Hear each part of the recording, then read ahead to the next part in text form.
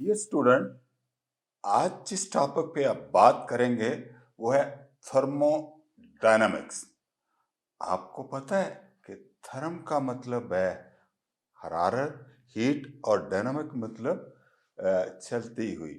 तो थर्मोडायनामिक को जो हम करेंगे वो करेंगे कि बहती हीट, हरारत।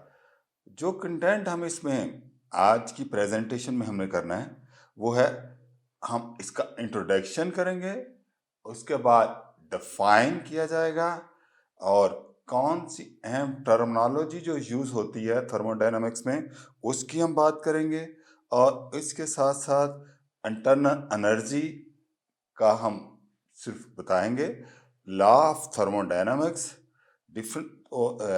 Difference between first law and second law of thermodynamics, इस पे हम बात करेंगे।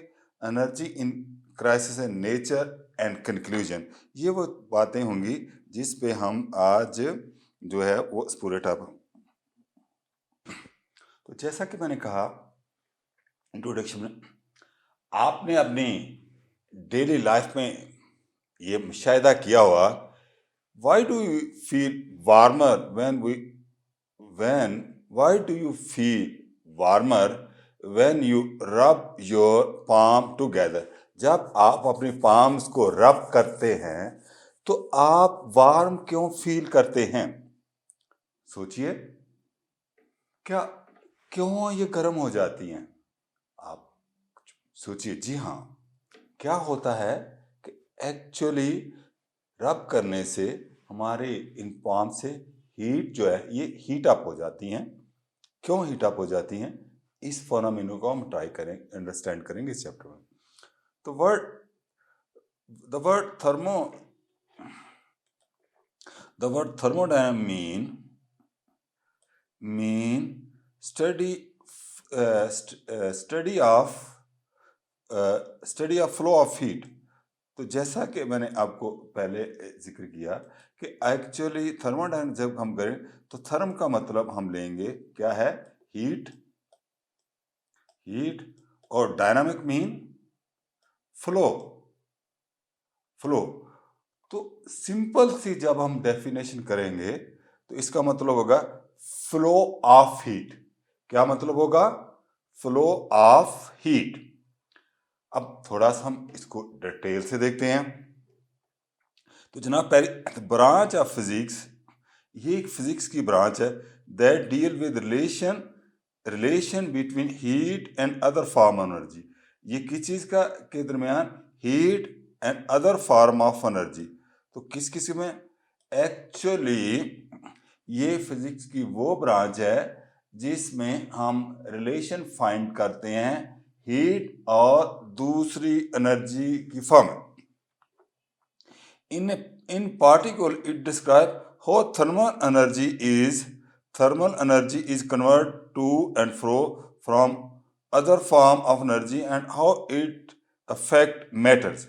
और हम ये देखते हैं, it also describe how thermal energy is converted to and from other form of energy।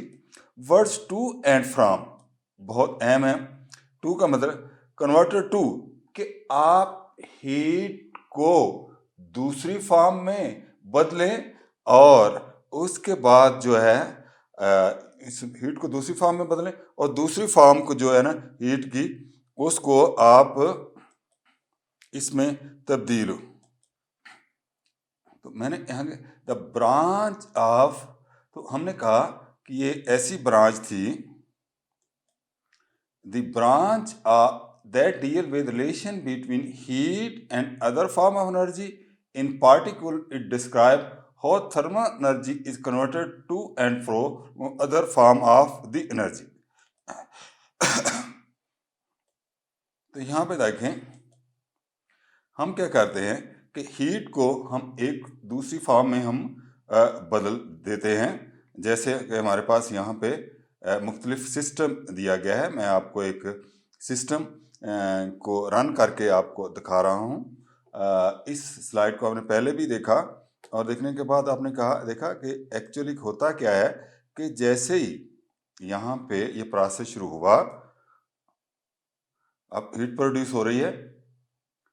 तो यहाँ पे आप देख रहे हैं कि एक्चुअली हम क्या यहाँ पे सिंबल को हम शो कर देते हैं कि आप यहाँ पे देखें, अगर इसको गौर से देखें तो हो क्या रहा है कि ये जो थर्मल एनर्जी थी ये हीट इससे प्रोड्यूस हुई, ठीक है। तो क्या हुआ, हीट एनर्जी इससे प्रोड्यूस हो रही है। यहाँ पे अगर हम मिसाल के तौर पे हम इसको यहाँ पे ये ले जाते हैं और हम इसका टेम्परेचर बढ़ाते हैं तो हम देखते हैं कि क्या हो रहा है। ये जो यहाँ पे मैकेनिकल एनर्जी है, मैकेनिकल एनर्जी जो है वो किस में बदल रही है, यहाँ पे ये देखिए यहाँ पे हीट एनर्जी है, हीट एनर्जी जो है वो मैकेनिकल में बदल रही है और मैकेनिकल एनर्जी जो है वो फिर उसके बाद इलेक्ट्रिकल एनर्जी में बदल रही है और इलेक्ट्रिकल एनर्जी फिर हीट एनर्जी में कन्वर्ट हो रही है। तो यहाँ पे आपने देखा कि एक्चुअली यहाँ पे एनर्जी जो है वो एक फॉर्म से दूसरे फॉर्म में तब्दील हो रही है। तो इसकी जो हमने जो डेफिनेशन देखी वो the branch of physics deal with relation between heat and other form of energy, in particular it how thermal energy is converted from from other form of energy and how it affect matter, और ये matter पे कैसे affect करती है। ये था इसका brief सा इंट्रोडक्शन। आपने इस चीज को प्रैक्टिकली भी देखा।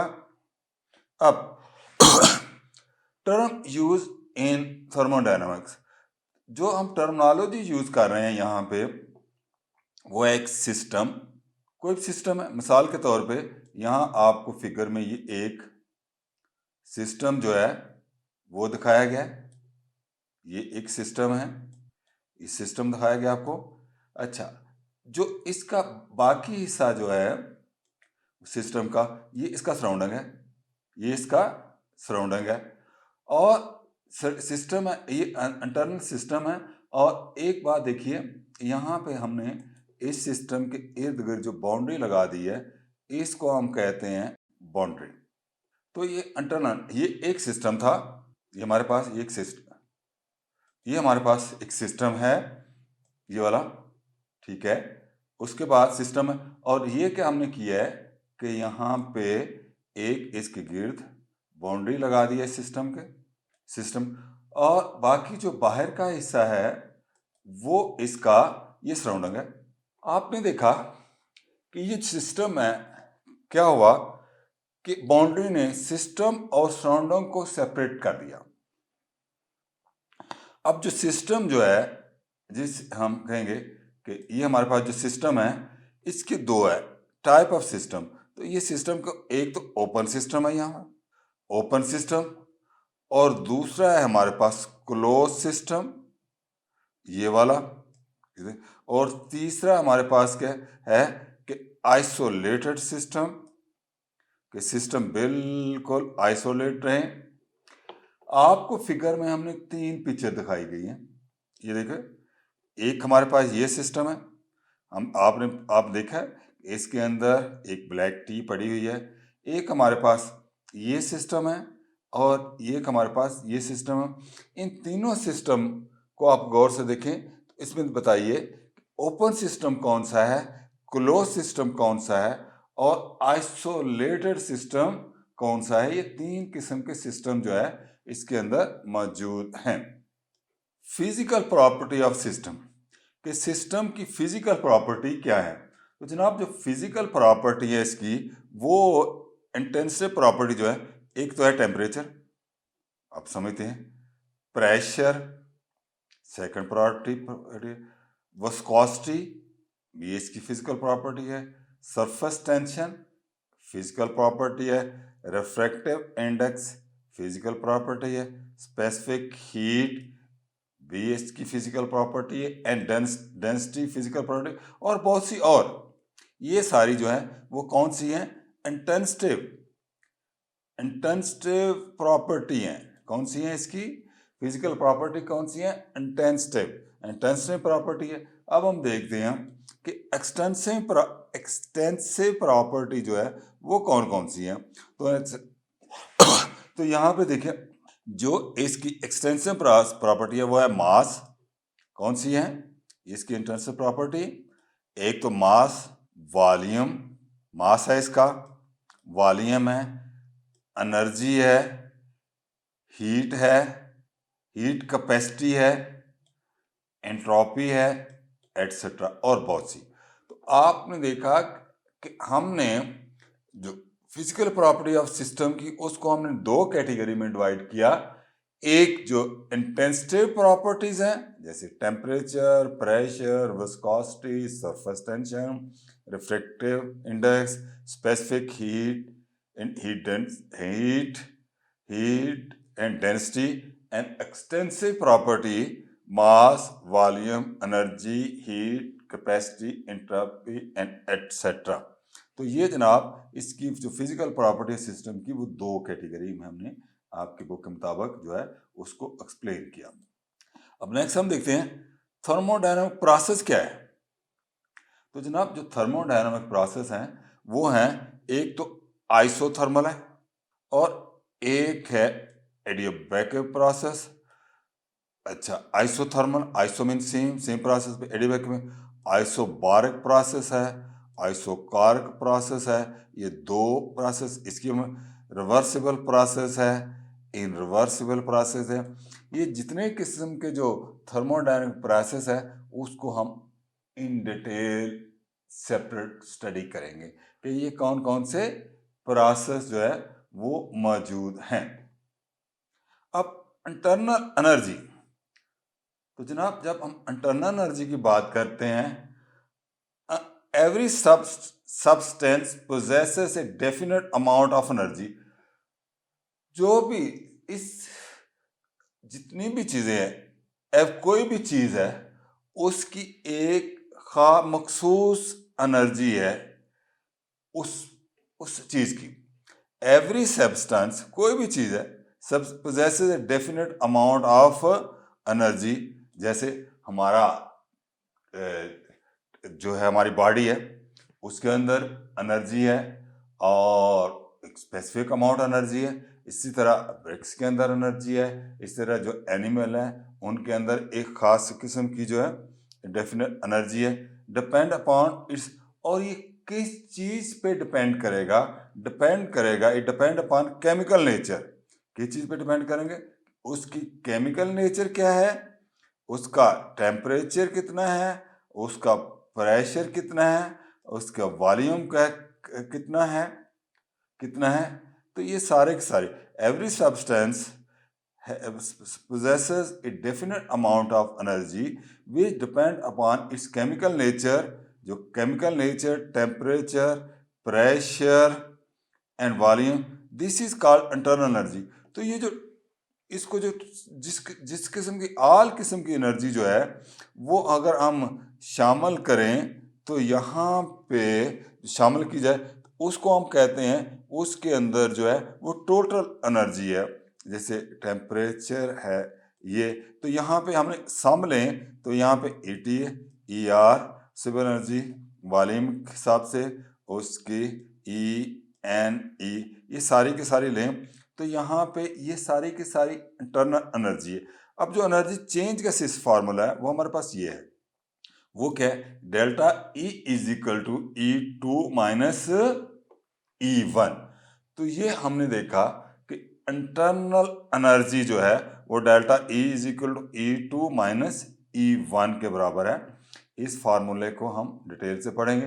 तो जनाब अभी आप समझ गए होंगे कि हर चीज के अंदर एक खास किस्म की एनर्जी मौजूद जो होती है और वो डिपेंड करती है उसकी केमिकल नेचर पे, उसके टेम्परेचर पे, उसके प्रेशर पे और उसके वॉल्यूम पे।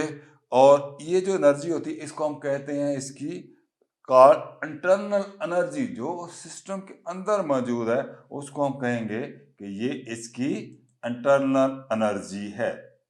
अब देखते हैं हम लॉ ऑफ थर्मोडायनामिक्स को हम डिटेल से पढ़ेंगे, लेकिन यहाँ हम इसको टच करते हैं।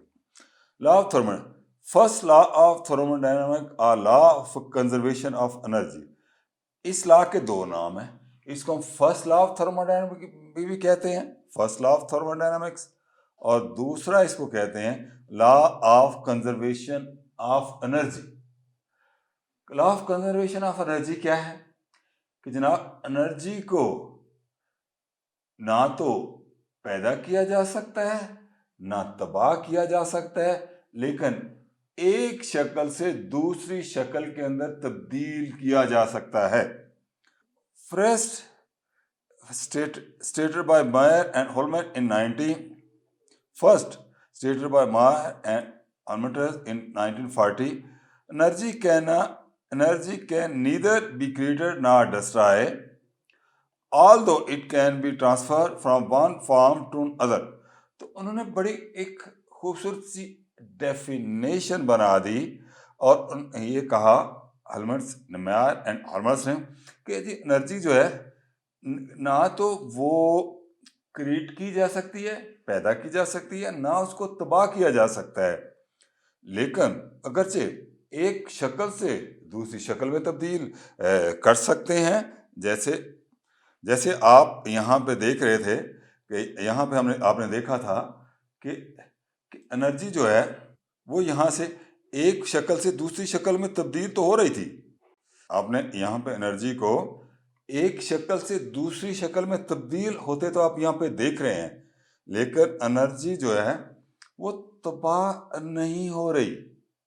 वो क्या करती है, वो एक शक्ल से दूसरी शक्ल में तब्दीली कर लेती है। मिसाल के तौर पे अगर हम लेते हैं यहाँ पे सन, हम सन ले लेते हैं और यहाँ पे हम ये लेते हैं हम। तो अब आप देखिए कि आया कि यहाँ से क्या हो रहा है कि ये सोलर एनर्जी जो सूरज से आ रही है, यहाँ पे सोलर पैनल जो है इसको पहले इलेक्ट्रिकल एनर्जी में कन्वर्ट कर रहा है।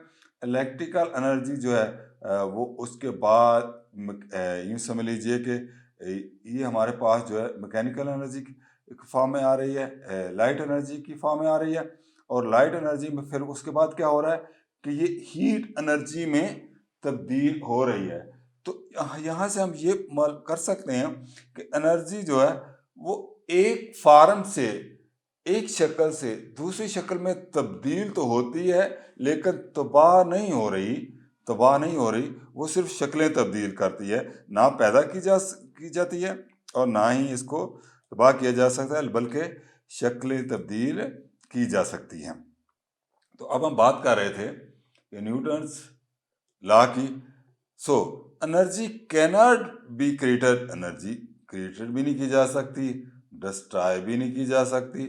Can be transfer from one form to other form. तो एक फॉर्म से दूसरी फॉर्म में या एक शक्ल से दूसरी शक्ल में तब्दील कर सकते हैं। और दूसरे लफ्ज़ों में हम इसको ऐसे भी डिफाइन कर सकते हैं, total amount of energy of the universe is constant. बहुत बड़ी बात कह दी उन्होंने, total amount of energy of the universe is constant. इस कायनात की जो टोटल एनर्जी है वो कांस्टेंट है, वो ना ज्यादा हो रही है ना कम हो रही है। Very interesting point. पूरी कायनात, मिसाल के तौर पे आपने देखा अगर सोलर जो एक स्टार है उससे जो एनर्जी प्रोड्यूस हो रही है वो ज़मीन के अंदर दूसरे फॉर्म में तब्दील हो रही है। यानी अगर एक स्टार से एनर्जी दूसरे स्टार में या सियारे में, प्लैनेट्स में या स्टार में जा सकती है, लेकिन पूरी कायनात की एनर्जी जो है वो कांस्टेंट है। यह फर्स्ट लॉ ऑफ थर्मोडायनामिक्स। अब फर्स्ट लॉ ऑफ थर्मोडायनामिक्स को थोड़ा सा हम इसको देखते हैं। ये देखिए फर्स्ट लॉ ऑफ थर्मोडायनामिक्स हमने नासा से एक एग्जांपल ली है। तो यहाँ पे गैलीलियो रिसर्च सेंटर पे हुआ क्या, इस सिस्टम से, ये जो सिस्टम है हमारे पास, ये जो सिस्टम हमें दिया गया है, ये और ये इस यहाँ पे मॉलिक्यूल की ये स्टेट 1 है, ये क्या है, ये स्टेट 1 है। अब क्या हो रहा है, हीट जो है वो ट्रांसफर हो रही है। क्या हो रहा है, यहाँ से हीट जो है वो ट्रांसफर हो रही है, यहाँ पे ट्रांसफर। और दूसरे लफ्जों में अब कहेंगे हीट ट्रांसफर, ही कितनी हीट, अगर हम हीट को Q से डिनोट करते हैं और वर्क को W से डिनोट करते हैं तो क्या होगा इसकी, अब हम और इंटरनल एनर्जी को हम E से डिनोट करते हैं तो जनाब ये सिस्टम क्या बनेगा। अब देखिए हम कहेंगे कि जो इसके अंदर ये स्टेट 2 है, ये वो स्टेट 1 है और ये स्टेट 2 है, तो ये इक्वेशन बनेगी वो बनेगी E2 state is equal to E1 plus Q plus W plus E2 is equal to है E1 plus Q plus W। अब आप ऐसा कीजिए कि ये जो E है आप इसको इस तरफ ले जाइए, तो हमारे पास इक्वेशन क्या बनी, E2 minus E1 is equal to है Q प्लस W। ये हमने इक्वेशन बना ली। और आपको पता है हमने पहले पढ़ा भी था कि हमने ये पढ़ा था कि E2 minus E1 is equal to है किसके, E के, या दूसरे लफ्ज़ों में डेल्टा ई, इसको E के बराबर ले लीजिए E। तो ये जो E है इसलिए ये जो E2 माइनस E1 किसके बराबर आ गया, ये E के। जब E के बराबर आ गया तो यहाँ पे हमने देखा कि आया कि जो इसकी एनर्जी है E जो है वो किसके बराबर है, हीट ट्रांसफर के, जितनी हीट ट्रांसफर हुई वो प्लस इसका जो वर्क डन हुआ वो उन दोनों के बराबर है। ये हमारे पास फार्मूला आ गया, E इज इक्वल टू है Q प्लस W। तो अभी आपने देखा कि फर्स्ट लॉ ऑफ थर्मोडायनामिक्स जो है वो से काम करता है। अब जैसा कि हमने कहा, अगर पहली इक्वेशन को हम दोबारा ले रहे हैं, हमने देखा था E2 इस यहाँ तो आपने कर लिया और डेल्टा E जो है वो इसके बराबर था। तो यहाँ if work is done by the system then, हमने पिछले ये भी कर लिया, ये इक्वेशन हम प्रूव कर चुके हैं, ये इक्वेशन हम प्रूव कर चुके हैं। अब Q plus heat absorb by system, ये किसके बराबर आ जाएगी, heat absorb by system minus Q heat liberate bye the system, delta W plus work done on this system and minus W work done by the system. ये जो system के ऊपर plus W plus होगा, अगर work done on the system के ऊपर काम किया गया हो, और अगर सिस्टम ने काम किया होगा तो ज़ाहिर है वो एनर्जी ज़ाया करेगा।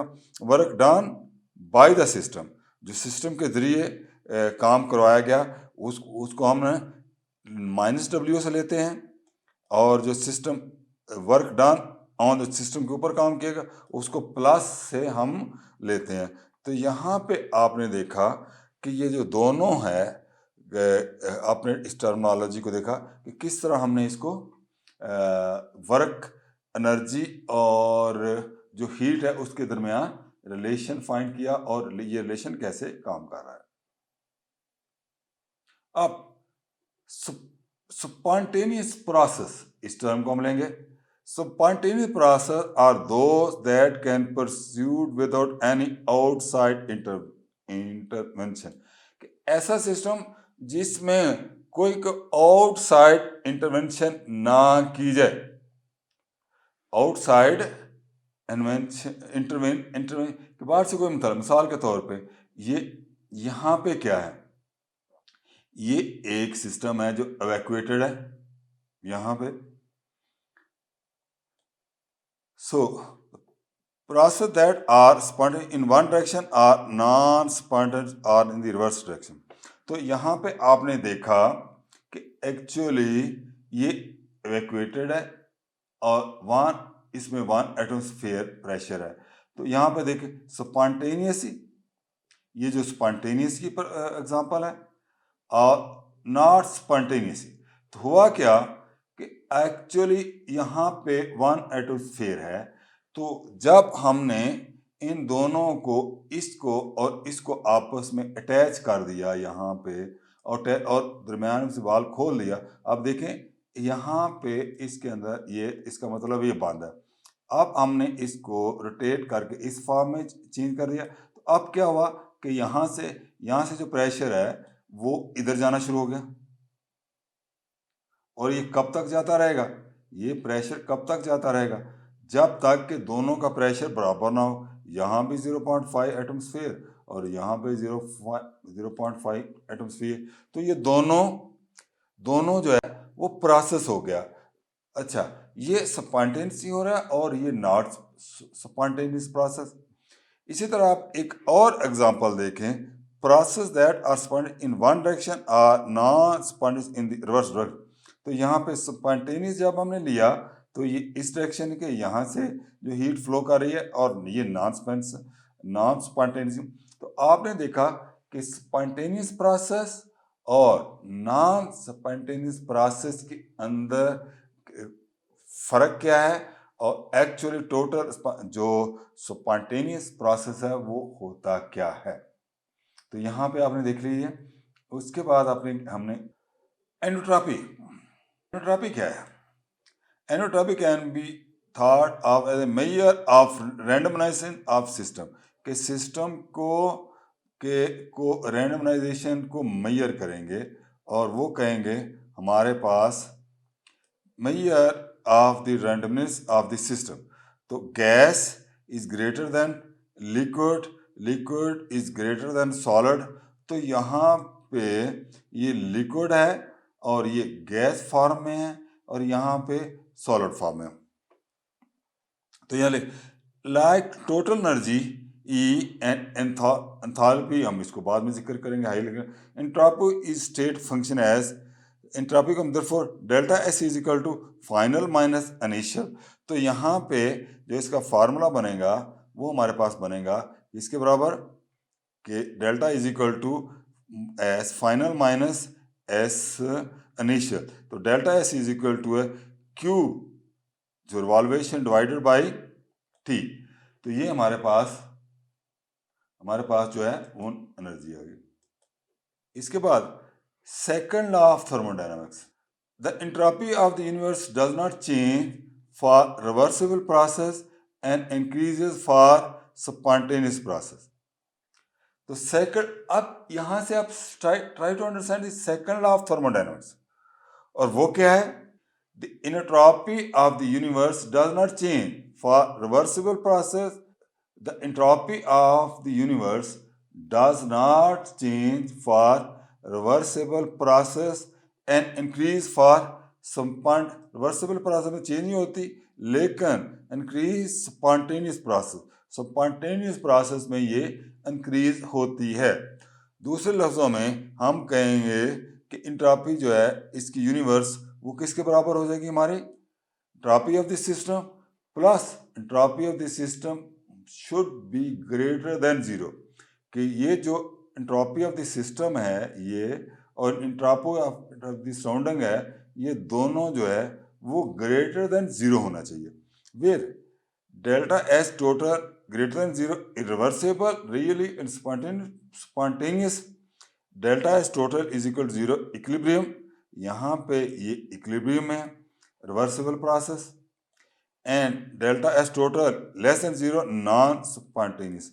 तो यहाँ पे आप देखिए कि वे delta S total greater than zero, जब ये जीरो से ग्रेटर होगा ये डेल्टा, तो इरिवर्सिबल और रियल और स्पॉन्टेनियस प्रोसेस होगा। अगर ये इक्वल होगा तो ये दोनों इक्विलिब्रियम में रहेंगे, दोनों बराबर रहेंगे। और रिवर्सिबल आइडियल केस में delta S total less than zero non spontaneous, और ये नॉन स्पॉन्टेनियस होगा। तो यहाँ से आपको सेकंड लॉ ऑफ थर्मोडायनामिक्स है उसको समझने में आसानी होगी कि सेकंड लॉ ऑफ थर्मोडायनामिक्स क्या है। ये इसको हम डिटेल से जब इस टॉपिक पे बात करेंगे इन डिटेल पे इस पे बात होगी। सेकंड लॉ ऑफ थर्मोडायनामिक्स, आप यहाँ पे देखें, यहाँ पे क्या हो रहा है, यहाँ पे हीट है, ये क्या हीट के अंदर यहाँ पे मुख्तलिफ किस्म के जो मालिक्यूल्स है वो ब्रेकअप हो रहे हैं। यहाँ पे इसके जब मालिक्यूल ब्रेकअप होंगे तो होने के बाद क्या होगा एक्चुअली इस प्रोसेस में, तो सेकंड लॉ थर्मोडायनामिक्स के लिए ये एक बेस्ट एग्जांपल है। Third law of thermodynamics, Nelson, entropy of a pure system, इसने कहा entropy of pure crystalline substance at absolute zero is zero. The entropy of pure crystalline, जो प्योर क्रिस्टलाइन सिस्टम है ना, जो प्योर क्रिस्टलाइन सिस्टम सब्सटेंस है, at entropy of pure crystalline substance at absolute zero पे वो zero हो जाएगी। तो यहाँ पे देखें ये जीरो के S is equal to zero, तो यहाँ पे इंक्रीजिंग टेम्परेचर, तो अब टेम्परेचर जो है वो यहाँ पे इंक्रीज हो रहा है और यहाँ पे इज ग्रेटर देन के S is greater than zero, तो यहाँ जीरो के बराबर है और यहाँ पे जीरो, क्योंकि यहाँ टेम्परेचर बढ़ रहा है। तो law of entropy of pure crystalline substance at absolute zero is absolute zero पे ये जीरो होगी। Difference between first law and thermodynamics, अब हम देखते हैं कि फर्स्ट लॉ और सेकंड लॉ के में जो है वो फर्क क्या है। First law is conserve with accounting of various kind of energy involve in given. तो हम फर्स्ट लॉ मोटी सी का एनर्जी जो है एक फॉर्म में दूसरी फॉर्म में तब्दील हो सकती है, लेकिन ना तो पैदा की जा सकती है ना तबाह की जा सकती है। Second law is concern with availability of the energy, तो वो यहाँ ये डिपेंड करता है availability of the energy of the given system for doing useful work, availability of energy हो और वो यूजफुल काम भी करें। Combining the first and second law thermodynamics, Gibbs ने ये इक्वेशन बना दी, delta G is equal to delta H minus delta T into delta S. तो आपने देखा कि अब फर्स्ट लॉ और सेकंड लॉ के अंदर फर्क क्या है, दोनों का हमने फर्क देखा। कंक्लूजन, अब हम जाते हैं इसके कंक्लूजन के। तो यहाँ पे the direction of reaction whether from left to right और वाइसा वर्सा, कोई प्रॉब्लम नहीं है। अकॉम्प्लिश, तो हमने ये देखा कि द डायरेक्शन ऑफ रिएक्शन, जो रिएक्शन हो रहे हैं whether from left to right और या right to left, no problem. Accomplishment of work whether useful of the not, कि ये यूजफुल है not, whether the energy for driving reaction must be delivered from the external. तो यहाँ पे हमने जिन दो चीज़ों पे बात की वो थी जो फर्स्ट लॉ और सेकंड लॉ के अंदर। तो आपने देखा कि जो फर्स्ट लॉ है उसके अंदर हम बात कर रहे थे कि एनर्जी की कन्वर्जेशन के बारे में, और सेकंड लॉ में हम बात कर रहे थे कि इसमें सेकंड लॉ में बात कर रहे थे कि अवेलेबिलिटी ऑफ एनर्जी के जो यूजफुल वर्क के लिए काम होगी। तो ये था जो थर्मोडायनामिक्स का कंसेप्ट, उसकी वोकैबुलरी और ब्रीफ सा introduction. Thank you very much.